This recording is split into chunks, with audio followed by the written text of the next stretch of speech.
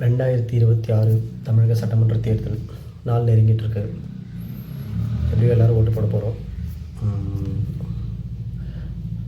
இளம் தலைமுறையினர், முதல் முறை வாக்காளர்கள், மாற்றத்தை விரும்பி வேண்டி நிற்கிற இளைஞர்கள் எல்லோருக்கும் என்னோட ஒரு சிறிய வேண்டுகோள்.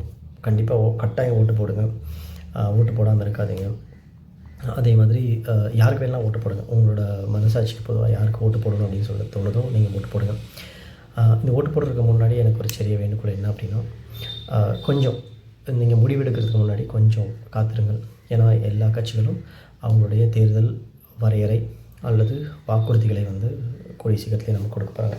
அதிகபட்சம் ஒரு மாத காலத்துக்குள்ளே நமக்கு அந்த வாக்குறுதிகள் மற்றும் வரையறைகள் நமக்கு வந்துடும்.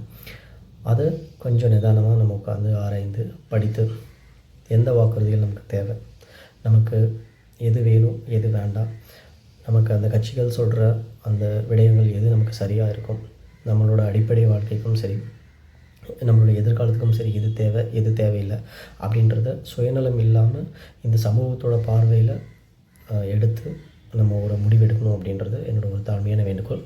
அந்த தேர்தல் வரையறைகள்லாம் வந்ததுக்கப்புறமும் நம்ம பேசுவோம், யார் யார் என்னென்ன கொடுத்துருக்காங்க அப்படின்றத பேசுவோம். அந்த முடிவெடுக்கிறதுக்கு முன்னாடி கொஞ்சம் தாமதித்து வெயிட் பண்ணி நம்ம டிசைட் பண்ணுவோம் அப்படின்றது என்னோடய சின்ன ரெக்வெஸ்ட். தேங்க்யூ.